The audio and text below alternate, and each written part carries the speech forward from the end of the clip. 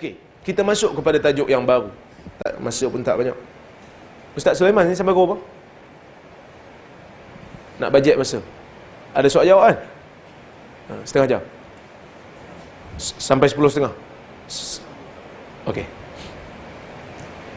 Kita tengok manhaj berfikir dalam Islam. Islam suruh kita berfikir. Orang yang cerdik adalah orang yang berfikir.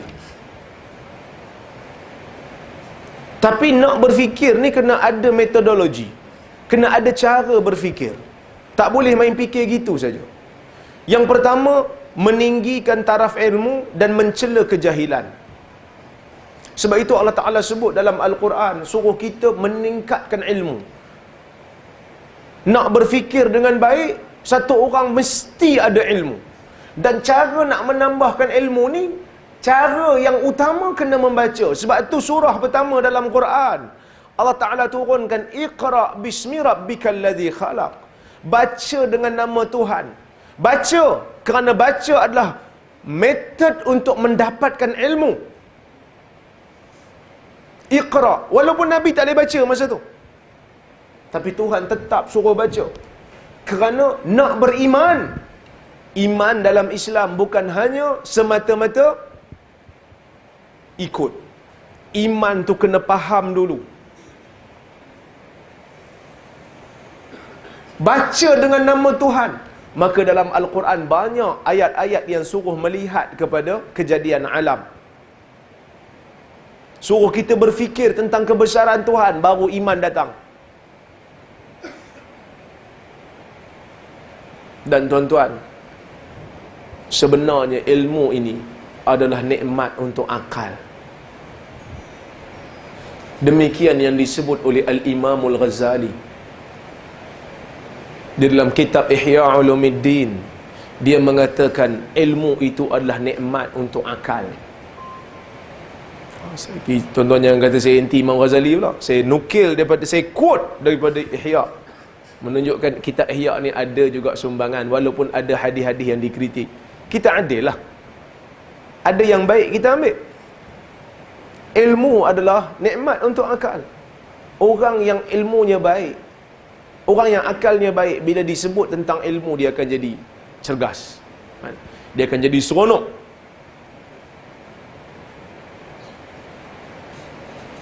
Dan Allah Ta'ala sebut, yarfa'illahu alladhina amanu minkum walladhina utul ilma darajat. Allah Ta'ala akan angkat darjat orang-orang yang beriman di antara kamu dan orang-orang yang diberikan dengan ilmu. Maka nak berfikir dengan baik, mesti meningkatkan ilmu dulu. Barulah kita dapat berfikir dengan cara yang baik. Kemudian, ikhlas dan tidak bias ketika mencari kebenaran. Ini sifat berfikir dalam Islam. Bila nak cari kebenaran, ikhlas. Nak cari kebenaran, jangan bias. Jangan prejudis. Jangan ada mental block. Jangan buat, jangan block dulu, dengar dulu. Tuan-tuan, tuan-tuan kenal Sa'ad bin Mu'adh? Sa'ad bin Mu'adh adalah seorang sahabat yang merupakan pemimpin kepada orang-orang Madinah. Dia ni, bila mana Mus'ab bin Umair datang ke Madinah, dia marah kat Mus'ab. Mus'ab ni dihantar oleh Nabi untuk ajar Al-Quran dan Islam kepada orang-orang Madinah. Maka ramailah di antara orang Madinah ni yang masuk Islam. Dia sebagai pemimpin orang Madinah, dia tak puas hati. Dia kata, pasal apa hang kacau kami ni? Datang sini pecah belah dah kita ni. Tok, ngacau yang ni pergi balik. Kata Mus'ab, awalam tasma', kenapa kau tak dengar dulu? Kalau kau suka, kau terimalah. Kalau tak suka, kami tak kacau kau lagi. Maka Sa'ad pun duduk sekejap. Dia dengar. Dia beri peluang untuk diri dia dengar. Maka Mus'ab membacakan beberapa potong ayat Al-Quran. kepada Sa'ad bin Mu'az, dan akhirnya Sa'ad bin Mu'az masuk Islam dan dia mati selepas daripada perang Khandaq. Sa'ad bin Mu'az, dan ketika mana dia mati bergegar arasy Tuhan kerana kehebatan Sa'ad bin Mu'az.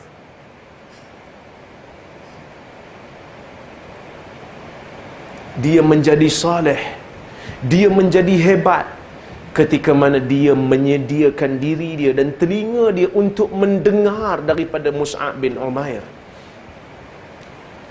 Tuan-tuan, nak jadi orang yang berfikir dengan baik, beri ruang untuk dengar dulu. Jangan buat mental block. Jangan kata, oh ini datang ni nak brainwash ni. No, dengar dulu. Lepas tu nilai. Kerana kita masing-masing diberikan panca indera dan akal dan jiwa untuk berfikir. Maka sebab itu Nabi SAW, dia tak bias, dia ikhlas. Walaupun kebenaran itu ataupun kebaikan itu datang daripada orang yang bukan Islam, Nabi terima. Kan Nabi pernah sebut dalam hadis, Nabi kata, idhabu ila ardil habasyah fa inna biha unasan fa inna biha malikan la yuzlamu indahu ahad. Ketika mana orang-orang Islam di Mekah ditindah teruk, Nabi kata, idhabu ila ardil habasyah, pergi ke bumi Habasyah, kerana di sana ada seorang raja yang baik, yang adil, satu orang yang duduk di bawah pemerintahan dia tidak akan dizalimi. Tidak ada satu orang pun yang dizalimi duduk bawah pemerintahan dia. Nabi tak kata, oh dia tu kafir dalam neraka. Tak, ada kebaikan dia, maka Nabi puji. Nabi sentiasa objektif dalam penilaian. Kemudian Nabi juga pernah sebut pada Abu Hurairah. Kan Abu Hurairah pernah kena tipu dengan syaitan. Nabi suruh dia jaga tamar zakat kan. Syaitan datang malam-malam ambil tamar dia, mengaku orang miskin. Tiba-tiba syaitan, malam yang berikutnya syaitan bagi tahu. Syaitan kata, kalau kamu tak nak ganggu, tak nak kena ganggu dengan aku, baca ayat kursi sebelum tidur. Baca ayat kursi sebelum tidur. Esok pagi Abu Hurairah bagi tahu kat Nabi, dia kata kalau tak nak kena ganggukan dia, baca ayat kursi. Nabi kata apa? Sadaqaka wa huwa kadzub. Yang ni dia cakap betul walaupun dia tu kaki bohong. Menunjukkan dalam penilaian Nabi sangat-sangat adil. Kalau maklumat tu betul-betul, walaupun siapa yang sebut. Kalau maklumat tu memang salah walaupun siapa yang sebut.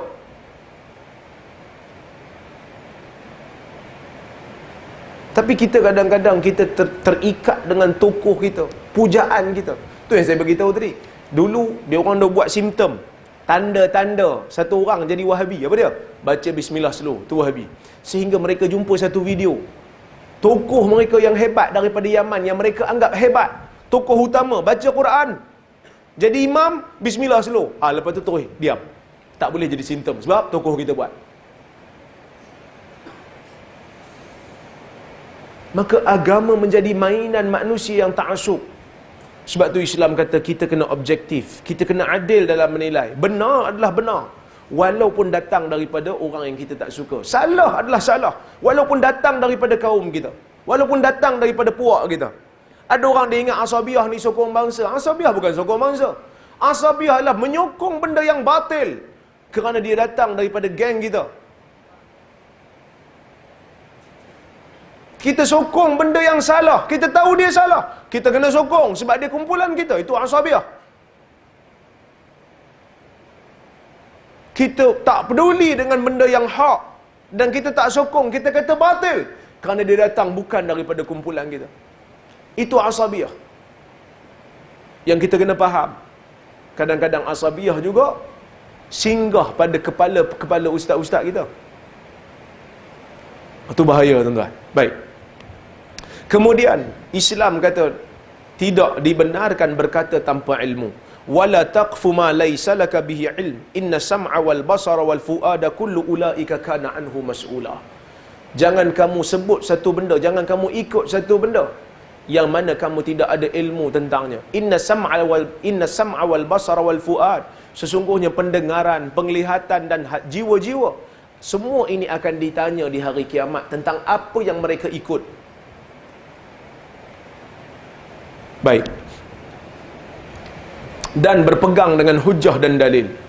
Allah Ta'ala sebut, laqad arsalna rusuluna bil bayyinat wa anzalna ma'ahumul kitab wal mizan liyaquman nasu bil qist. Kami telah hantar rasul-rasul kami bil bayyinat. Kami telah hantar rasul-rasul kami dengan bukti-bukti dan hujah-hujah. Wa anzalna ma'ahumul kitab, dan kami turunkan kepada mereka itu kitab, wal mizan, dan keadilan, supaya manusia boleh hidup dalam keadaan yang adil. Dan manhaj berfikir juga, metodologi berfikir juga, bertafakur, melihat tanda kebesaran Allah di atas muka bumi ini. Baik.